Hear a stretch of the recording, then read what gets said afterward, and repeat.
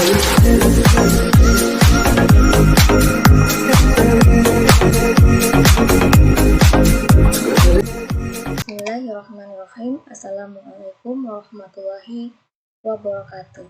Baik, saya atas nama Mirnawati, perwakilan dari kelompok 1 pada mata kuliah pemrograman mobile.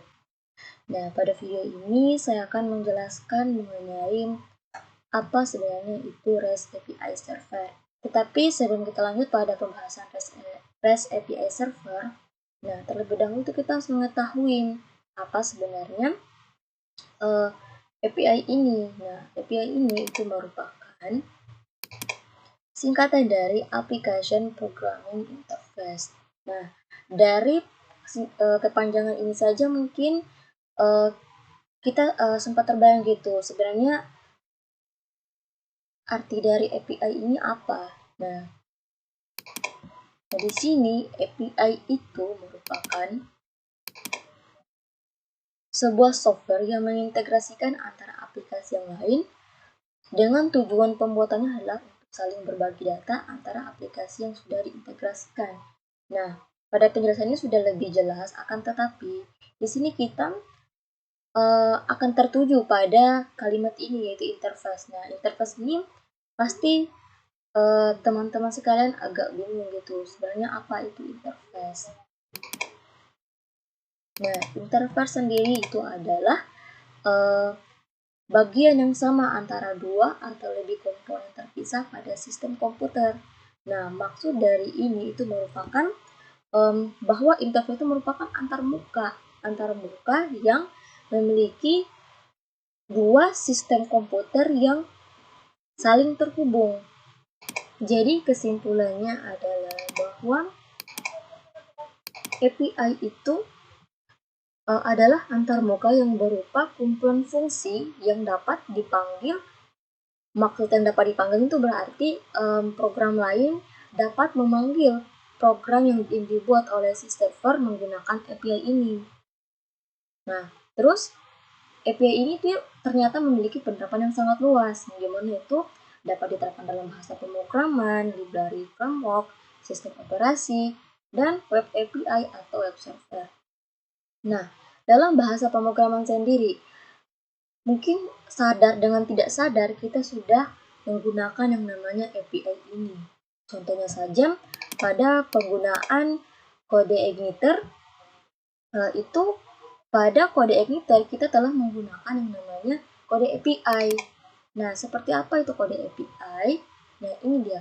Pada kode igniter itu ketika kita ingin mengambil sebuah data dari database-nya kita atau servernya kita, itu kita menggunakan kalimat this ini, this dbget. Nah, maksud dari this dbget ini itu artinya saya akan mengambil data-data yang telah ada pada database. Nah, itu maksud dari this dbget ini.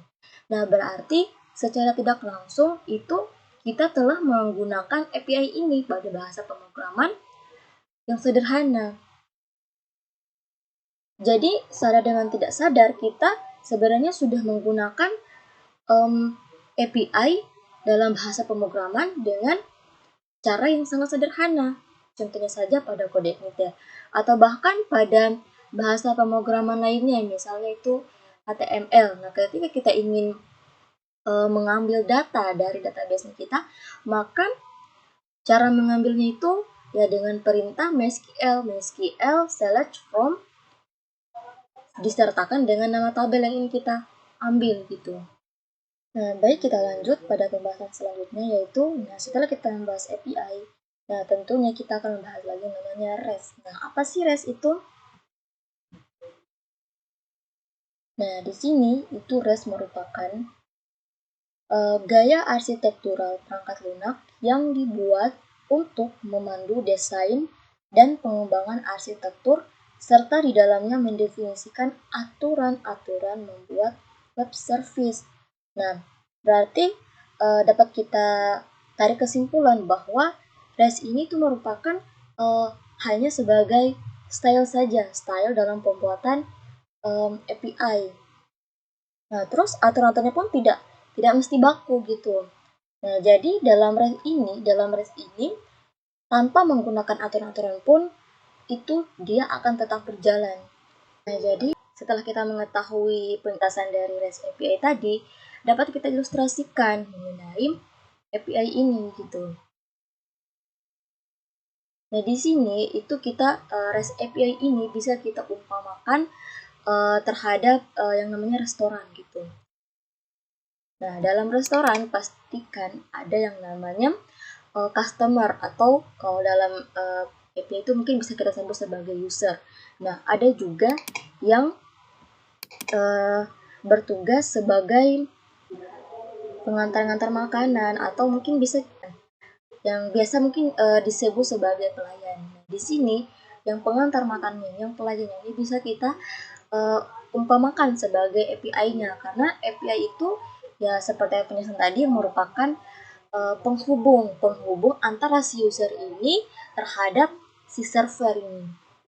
Nah, di sini terdapat ilustrasinya di mana si user melakukan proses pemesanan dengan menginformasikan kepada si API-nya tadi atau pelayan tadi. Nah, kemudian API-nya ini dia menginformasikan kepada server bahwa si user meminta atau memesan sebuah makanan. Nah, kemudian setelah melakukan pemesanan, maka si API ini atau si pelayan ini dia akan mengembalikan request dari permintaan si user tadi. Nah, ini dia ya. Nah, API setelah dia mengantar sebuah request dari user tadi, kemudian setelah si server dia telah menerima, nah si API ini kemudian mengembalikan request dari si user tadi. Nah, terus dalam nah di sini kan kita mengilustrasikan bahwa restoran itu sebagai REST API. Nah, tentunya sebelum melakukan pemesanan, pastikan yang namanya si user ini akan melihat daftar menu atau bahkan aturan-aturan yang ada di restoran ini pada daftar menu. Nah, di sini daftar menu itu kita umpamakan sebagai REST API-nya. Karena kenapa? Karena REST API ini seperti apa yang saya jelaskan tadi, bahwa REST API itu merupakan aturan-aturannya gitu. Nah, berarti ketika si user melakukan sebuah meminta pemesanan terhadap si API, maka tentunya si user ini mesti memperhatikan dulu aturan-aturan yang ada di dalam menunya ini. Nah, contohnya dalam daftar menu itu tidak terdapat yang namanya daftar makanan ikan bakar. Nah, akan tetapi si user ini meminta atau memesan yang namanya ikan bakar. Akan tetapi walaupun apa yang diminta oleh user ini tidak ada pada daftar menu, tidak ada pada aturan-aturan menu si restoran ini, itu seperti apa yang saya jelaskan tadi, bahwa REST API walaupun aturannya tidak ada, akan tetapi si REST ini akan bisa menjalankan programnya. Nah, berarti dapat disimpulkan bahwa walaupun tidak ada daftar makanan yang kita inginkan pada daftar menu, itu si server akan tetap mengirimkan request-nya gitu, walaupun aturannya tidak sesuai dengan apa yang ada di daftar menu atau yang ada di REST API. Nah, di sini ilustrasinya itu terdapat bahwa API itu ada penghubung ya, seperti yang saya jelaskan tadi, bahwa API yang kita umpamakan sebagai si pelayannya tadi, yaitu yang ini. Nah, itu dia merupakan API atau penghubung gitu. Nah, terus REST API-nya apa? Nah, REST API-nya aturan. Nah, seperti yang saya jelaskan bahwa ketika si user melakukan pemesanan, terus apa yang dia pesan tidak ada pada aturan menunya, itu program itu akan tetap dijalankan, akan tetap dilakukan, request-nya akan tetap dikerjakan, akan tetapi dia tidak melakukan pemesanannya ini berdasarkan aturan-aturan yang ada pada menunya gitu. Nah, seperti yang saya jelaskan sebelumnya, bahwa REST API itu memiliki aturan-aturan yang baku, akan tetapi dia dapat berjalan walaupun tidak sesuai dengan aturannya, yang dimana server akan tetap mengirim request walaupun si user tidak meminta request sesuai aturan yang ada pada REST API. Nah, di sini ada request dan respon. Seperti ilustrasi tadi, ya, bahwa di sini setelah si user melakukan proses permintaan, maka si API atau penghubung ini akan mengembalikan request-nya tadi atau akan memberikan respon kembali pada si usernya.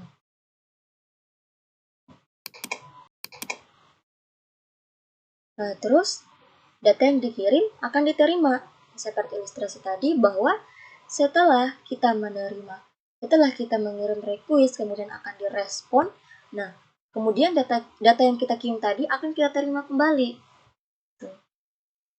Nah, jadi setelah beberapa penjelasan yang telah saya sampaikan tadi, itu dapat juga kita simpulkan bahwa REST API atau REST atau kepanjangan dari REST ini itu merupakan Representational State Transfer.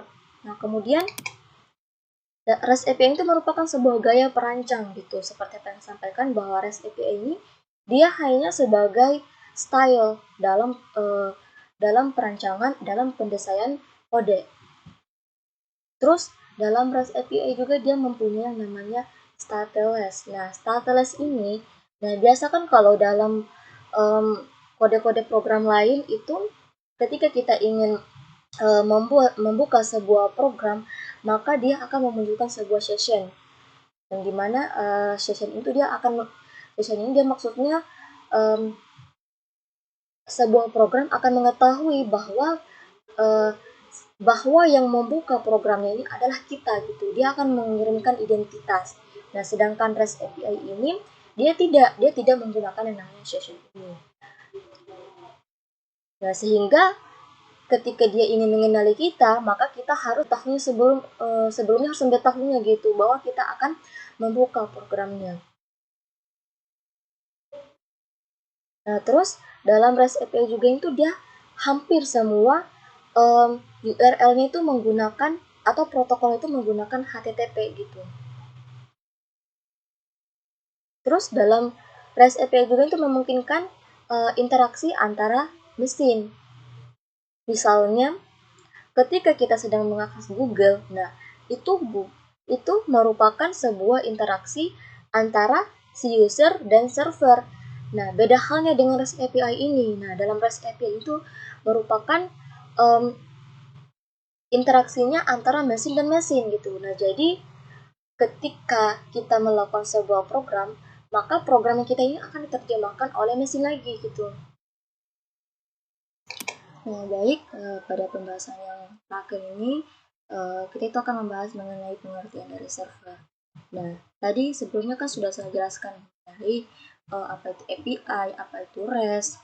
Nah, API tadi itu merupakan sebuah fungsi-fungsi yang dapat dipanggil oleh program lain, sedangkan REST tadi merupakan hanya sebagai style dalam pendesainnya. Sehingga ketika disimpulkan bahwa REST API itu merupakan sebuah fungsi-fungsi atau penghubung, sebuah fungsi-fungsi yang dapat dipanggil dan juga merupakan penghubung gitu. Nah, beda halnya dengan server. Nah, server ini itu dalam artian dia yang memiliki datanya. Nah, sehingga para REST API ini itu dapat mengambil data-data dari si server ini. Di sini ada sebuah ilustrasinya, di mana di sini ada klien. Nah, klien ini dia itu akan mengirim request beserta data jika ada. Nah, kemudian akan ditangkap oleh si server. Nah, si server ini kemudian akan membawa request ini atau mengirim request ini terhadap REST server. Nah, kemudian REST server ini dia akan mengubah datanya menjadi JSON. Nah, jadi REST API ini itu dia selalu pengembaliannya itu selalu menggunakan yang namanya kode program JSON. Nah, kemudian setelah si reservoir mengambil request dari menerima request atau permintaan dari si klien ini, nah dia kemudian akan menerima respon itu, akan kemudian mengirim respon itu dalam bentuk JSON atau kode status. Nah, setelah itu, setelah si server menangkapnya, kemudian dia akan mengubah respon tersebut ke dalam bentuk HTML. Nah, sehingga kita bisa memahaminya gitu. Nah, terus mungkin dari sini kita agak dibingungkan dengan kode status ini sebenarnya yang bagaimana gitu. Nah, kode status ini itu maksudnya akan menampilkan misalnya biasanya kan ketika kita melakukan atau mencari sebuah program atau menginput atau mengoutput itu kan terkadang kita ada yang namanya gagal gitu, ada juga sukses, ada juga kadang error. Nah, ketika kita maksud dari kode status ini yang tadi bahwa dia ketika kita sukses, ketika kita melakukan programnya dengan baik dan benar, maka dia akan menampilkan kalimat ini, Anda sukses. Nah, akan tetapi ketika kita gagal atau ketika URL yang kita pasang itu kurang, maka dia itu kurang atau bahkan tidak ada data yang kita cari tidak ada, maka dia akan menampilkan perintah seperti ini. 404 not found atau data yang Anda cari itu tidak ada.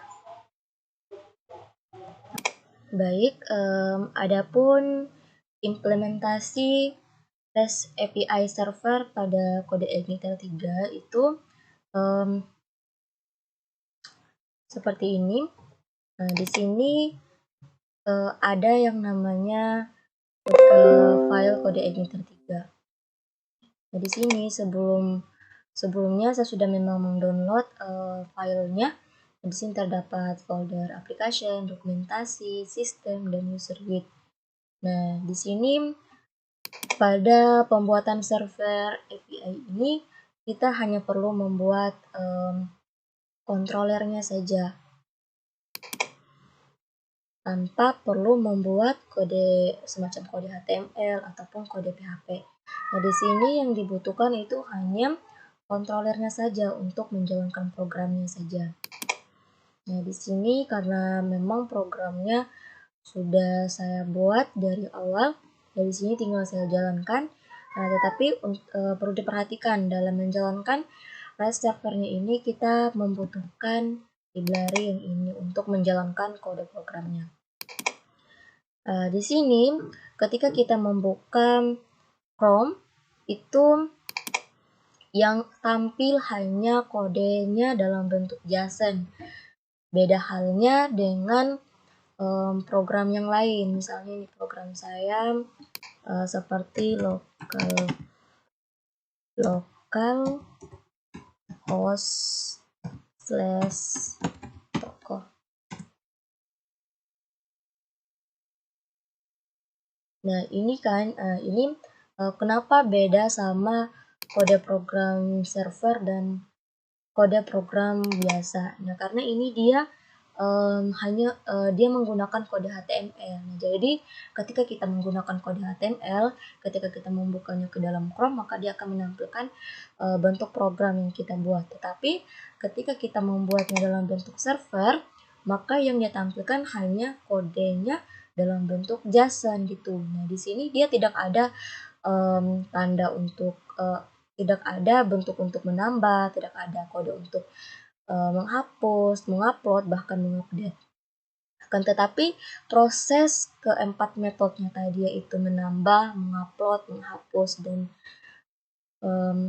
menampilkan itu hanya bisa kita lakukan dengan menggunakan Postman. Nah, itu dia bedanya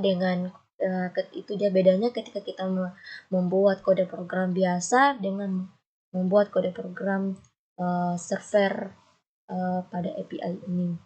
Nah, ketika kita menggunakan kode program membuat program server API, maka dalam menambahkan, mengupdate, menampilkan serta menghapus itu dia hanya dilakukan dalam Postman saja. Nah, di sini ketika kita ingin menampilkan atau menjalankan programnya, nah di sini untuk pertama-tama itu kita harus mengcopy link URL-nya ini. Nah, kemudian kita kopikan ke dalam ini. Nah, ini gunanya untuk melacak kode program kita yang ada di URL. Nah, gini. Setelah kita paste link yang kita copy tadi, maka kita tinggal send. Nah, send ini karena ini metodenya get, yaitu menampilkan. Nah, jadi di sini berarti dia akan menampilkan programnya kita saja.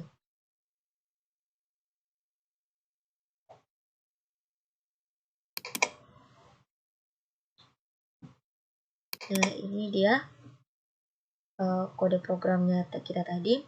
Nah, karena ini dia metodenya masih get, masih untuk menampilkan. Kalau misalnya kita ganti metodenya dengan menambahkan, yaitu post. Nah, kalau begitu di sini kita klik pada body. Setelah itu kita pilih name. Kemudian di sini kita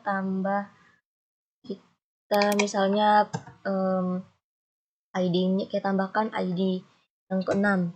Terus namanya Markisa. Misalnya Markisa dan nomornya tetap. Nah, di sini ketika kita ingin men-save-nya kembali untuk menampilkannya lagi, ya kita tinggal klik send. Klik send, kemudian kita tunggu prosesnya.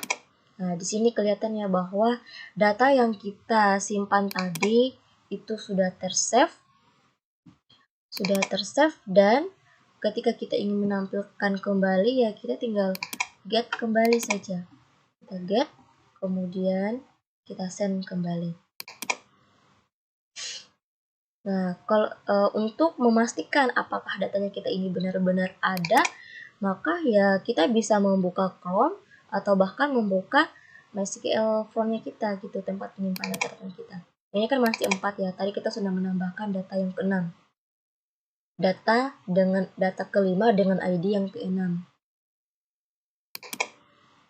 Nah, ini dia. Berarti terbukti bahwa data yang kita tambahkan tadi ada gitu. Misalnya ini kita mau buktikan juga di database-nya kita bisa membuka. Kita bisa melihat apakah benar-benar tersimpan dan apakah benar-benar menambah datanya kita. Nah, ini tadi yang kita tambahkan memang ID yang ke-6 dengan nama Markisa gitu. Nah, jadi benar ya sudah benar-benar proses yang kita lakukan pada Postman tadi benar-benar tampil gitu. Jadi dalam pembuatan server ini, API server itu dia yang kode editor yang perlu kita gunakan yaitu hanya Postman. Terus kalau misalnya kita pakai Visual Studio Code bisa. Dan di sini saya juga menggunakan Sublime Text. Terus untuk penghubungnya ke database kita, saya di sini menggunakan MySQL Font atau Exam juga bisa, tergantung dari kita. Tapi dia bedanya di sini. Dia bedanya ketika kita ingin melakukan proses metode seperti menambah, menghapus, mengupdate, ataupun menampilkan, itu dia prosesnya ada pada Postman. Bukan ada pada Chrome. Karena kan biasanya kalau kode-kode biasa itu seperti HTML, ya dia proses metodenya untuk menambahkan, menampilkan yang ada di Chrome-nya sendiri gitu, ada di web servernya. Nah, jadi mungkin itu saja yang dapat saya sampaikan. Lebih dan kurangnya presentasi yang saya tampilkan mohon dimaafkan. Saya akhiri, wabillahi taufiq wal hidayah. Wassalamualaikum warahmatullahi wabarakatuh.